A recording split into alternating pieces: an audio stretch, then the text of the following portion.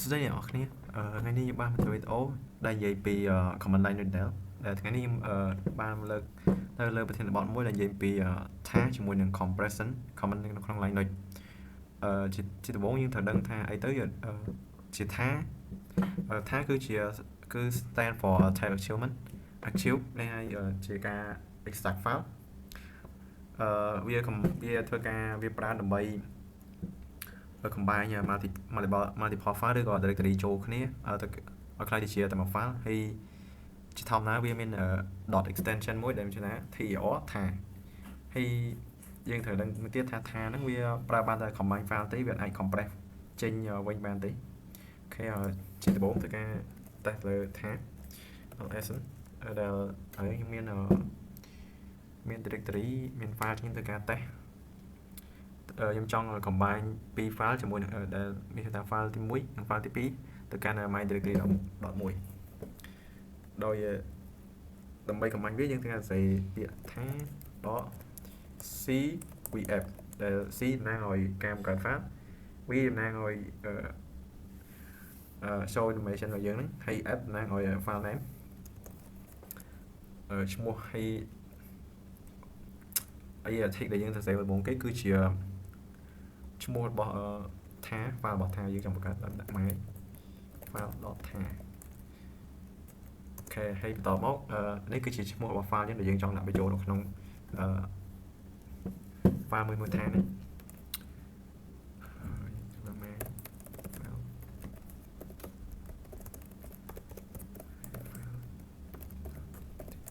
ខេខ្ញុំចង់បញ្ចូលពីរហ្នឹងនឹងធ្វើការចុចអូខេ check ធ្វើការ check ls អូខេហើយយើងបានហើយmy ថាមកដល់ទៅកាន់ថាខ្ញុំបាន combine វាហើយដែលវាមាន file 2នៅក្នុង my file ដល់ទៅកាន់ថាហ្នឹងហើយដើម្បីធ្វើការ extract វាយើងប្រើ command ថាដដែលថាហើយយើងដាក់ dot មួយទៀត x vf ហើយដាក់ឈ្មោះ file ថារបស់យើង my file ថាដែល x តំណាងឲ្យ extract ហើយ v ហ្នឹងដដែលទេ information ហើយ f ឈ្មោះយើងទៅឈ្មោះ file ដាក់ឲ្យឈ្មោះ file អូខេ enter អូខេឥឡូវយើងបាន extract វាមកហើយ extract អីដែលមាននៅក្នុង file ថាហ្នឹងអូខេចំណុចបន្ទាប់ឲ្យខ្ញុំធ្វើការនិយាយទៅលើការ compression ដែល compression គឺគេប្រើវាដើម្បីកាត់បន្ថយទំហំរបស់ file ហើយវាជួយ save space ជួយ save storage របស់យើងដែរដែល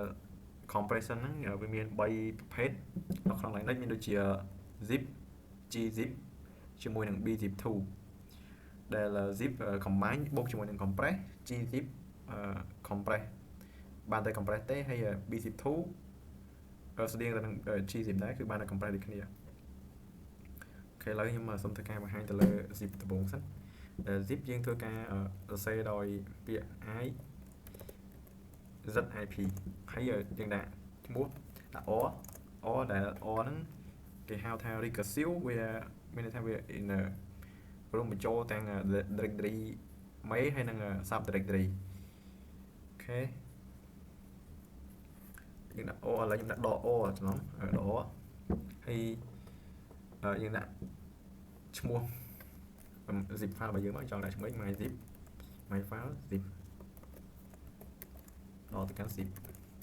ឥឡូវខ្ញុំចង់ zip file file 2ទៅតែអូ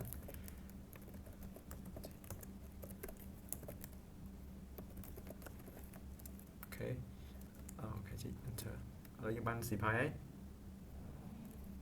យើងធ្វើការ check មើលអូខេវានឹងបង្កើត file មួយទៀតឈ្មោះថា .zip extension .zip ហើយបើយើងចង់អាច check មើលថាវាមានផ្ទុក storage ប្រហែលយើងអាចដើម្បីដឹងថាវា save ឬក៏អត់យើងអាចធ្វើការ check បាន .s.al អូខេឥឡូវយើងអាចឃើញបាន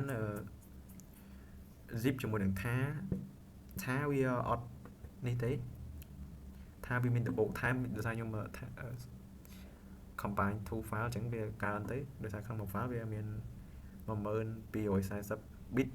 អញ្ចឹងវាឡើង24440 bit ដល់ពេល zip យើងធ្វើការកាត់វាសល់តែ 4 này 21 bit nàyវាចំណេញច្រើនដែរក្នុងការនៃ file ធំ OK ឥឡូវខ្ញុំធ្វើការចង់ extract វាទៀត extract ដោយយើងប្រើ command មួយថា u គឺក៏ unzip u zip ហើយដាក់ឈ្មោះ file ដែលយើង zip មក my file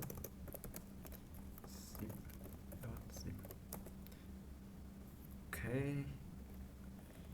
វាจะចេញ unzip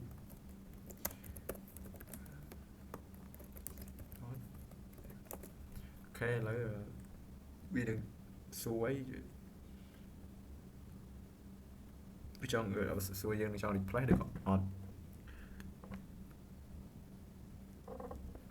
or rename yes replace no on replace អីលេងតែ yes អី why OK ដូចគ្នា OK ឥឡូវយើងจะ check ដូចតែគ្នាដែរហ្នឹងហើយដើម្បីលុបវាបានគឺប្រើ OM menu លើហ្នឹងសម្រាប់ថាឬក៏ zip ហ្នឹងប្រើ OM បានដូចគ្នា OK ហើយបើយើងចង់ exact ទៅកាន់ directory ណាមួយចង់ហើយយើងចង់ extract វាឲ្យទៅក្នុង directory ជាក់លាក់ណាមួយយើងទៅប្រើ unzip ទៅដែរតែយើងធ្វើការដាក់ឈ្មោះ file ហ្នឹង zip ហើយដាក់ .d ហើយដាក់ folder ដែលយើងចង់ឲ្យវានេះចូល unzip ចូលនឹងការឡើងខ្ញុំគេដាក់ទៅលើដាក់ folder media 11 OK ឥឡូវទៅការ check cd media OK យើងបានហើយនេះ file my file 1និង file 2 OK ឥឡូវខ្ញុំសូមបង្ហាញចំណុចបន្ទាប់សូមបង្ហាញទៅលើ gzip ដែលវា compress file only ហើយវាអត់ combine multiple file ទៅជាមួយបានទេហើយយើងប្រើវាដោយតាមរយៈប្រើ command gzip .or ហើយ file យើងមក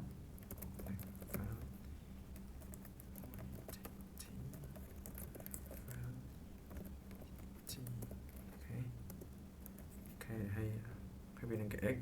អូខ្ញុំអូខេឥឡូវយើង check អូខេវានឹងដតទៅកាន់ gzip បន្តទៀត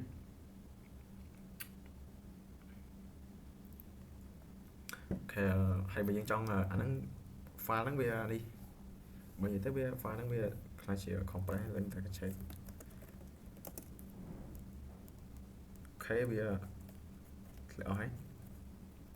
ហើយបើយើងចង់ uncompress វិញយើងប្រើ gzip ហើយ file យើងមក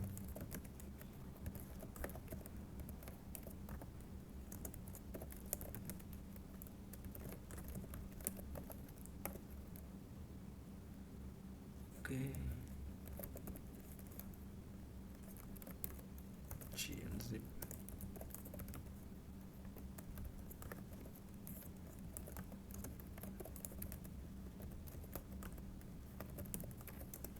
OK ឥឡូវយើងធ្វើ check អូខេយើងក៏បានឃើញហើយ file ទី1និង file ទី2បាន compress ហើយគេបាន uncompress ហើយទៅកាន់ចេញទៅកាន់ root វិញយើង check អូខេ gzip វាបែបហ្នឹង compress only វាអត់ combine ទេហើយចំណុចតសំខាន់ទៅលើ bzip2 ដែល bzip2 វាស្តៀងទៅនឹងកាន់ gzip ដែរប៉ុន្តែវាប្រើសម្រាប់compress file ដែលតិចតួចជាងមានទំហំតូចជាងដែលវាជាធម្មតាវាអាច compress dictionary ផ្ទាល់ទេ folder យើងហ្នឹងហើយគេប្រើវាតាមរយៈ command bzip2 ហើយ file របស់យើងមកឥឡូវខ្ញុំធ្វើការ center ទៅលើ file object អូខេ check file text យើងឃើញហើយយើងបាន zip nó so តែ46 bit ទេ bzip2 ដែលវាបង្ហាញតាមរយៈ dot extension .bzip2 ហើយបើសិនជាចង់ uncompress វាយើងធ្វើការដាក់ bun zip2 ហើយ file របស់យើងមក file.txt bzip.bzip អូខេឥឡូវយើងទៅ check អូខេយើងមានការឃើញហើយមក file.txt ហើយវាមកវិញហើយ10240 bit អូខេហើយចំពោះចំណុច bzip2 ចប់ហើយឥឡូវសូមបង្ហាញចំណុចមួយទៀតដែលសំខាន់ដែរថាជាមួយនឹង compression ដែលឥឡូវនេះយើងប្រើដែលយើងធ្វើការ combine វា actual file ជាមួយនឹង compression ដែលដំបូងយើងប្រើថាបូកជាមួយនឹង bzip2 ដែលដើម្បី combine វាពីរយកគ្នាធ្វើការប្រើ command ថាមក .cvf ធ្វើការបង្ហាញថាហើយ file ទី1 file ទី2ខ្ញុំមានមកខ្ញុំសង្កេតមួយទៀតអូខេឥឡូវដាក់ថាថ្មីហ្នឹងទៅ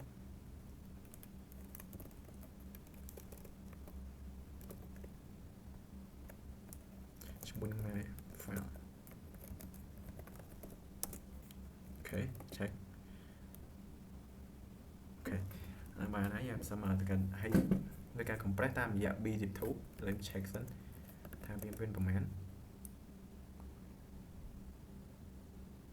អូខេ20440 bit ហើយយើងធ្វើការ compress វាដែលថាមិញខ្ញុំធ្វើការ combine តាមរយៈថាឥឡូវខ្ញុំ compress តាមរយៈ bzip2 ហើយ file 2.10 អូខេឥឡូវខ្ញុំ check អូខេដល់ហើយយើងធ្វើការហើយយើងចង់ឥឡូវយើងបាននេះហើយ compress ហើយយើងឃើញថាចម្លែក bit វានៅសល់តែ151 bit ទេវាកាត់អស់ច្រើន20100គឺកាត់ច្រើនហើយបើសិនជាយើងចង់សេតាម command line ទេយើងអាចប្រើថាដែលមកចាំសេពីរដង .cjvf ហើយ file ថារបស់យើងឧទាហរណ៍ទៅលើ my file ដកថា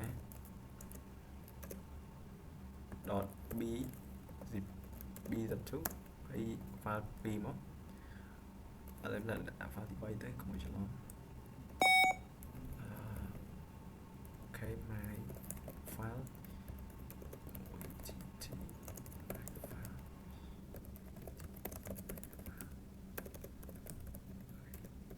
.tt អូខេមាន3 file វាគួរឡើង36000អីឡើង36000ជាងហ្នឹង700ជាងចឹងតែការចុច zip អូខេឥឡូវយើងបានយើងបាន check អូ check អូខេ3 my file 3.ta.bzip2 វានៅសល់201 bit ច្រើនដែរគឺចំណេញហើយបើសិនចង់អាហ្នឹងតែមក command line ទេដោយសារយើងរបៀបផ្សេងមក command line shortcut ហើយយើងចង់ extract វាប្រើថា .hjvf ហើយ my file 3.ta.bzip2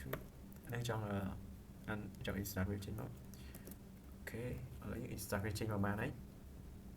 វានឹង VO ដែរចាអូខេហើយចំណុចបន្ទាប់ខ្ញុំធ្វើការបង្ហាញទៅលើថាបូកប្រើជាមួយនឹង gzip វារបៀបប្រើមួយគ្នាដោយប្រើថាដដែលហើយប្រើ c zbf តែ c តំណាងឲ្យ create z តំណាងឲ្យ use gzip ហើយ v ហ្នឹង information of file យើងហើយ f តំណាងឲ្យឈ្មោះ file ហ្នឹងអញ្ចឹងធ្វើការតែលើ my file 4យើងទៅថា .gzip ហើយយើងធ្វើការតែលើ file.txt ជាមួយនឹង my file 1.txt អូខេហើយ check check ទៀតអូខេទី4មក4ឃើញថាស៊ីបានហើយអូខេឥឡូវយើងចង់ extra វិញ extra វាវិញយើងចង់ថា dot ឲ្យទីមុនមក x zvf my file ដល់ទៅកាន់ថា on my file 4ដល់ទៅកាន់ថាដល់ទៅកាន់ gzip អូខេយើងបានឥឡូវយើងធ្វើការ extract វាមកហើយដំណើរការអូខេចំណុចចំពោះចំណុចខ្ញុំចប់ហើយសូមអរគុណអ្នកទាំងអស់គ្នាដែលបានស្ដាប់ការទស្សនា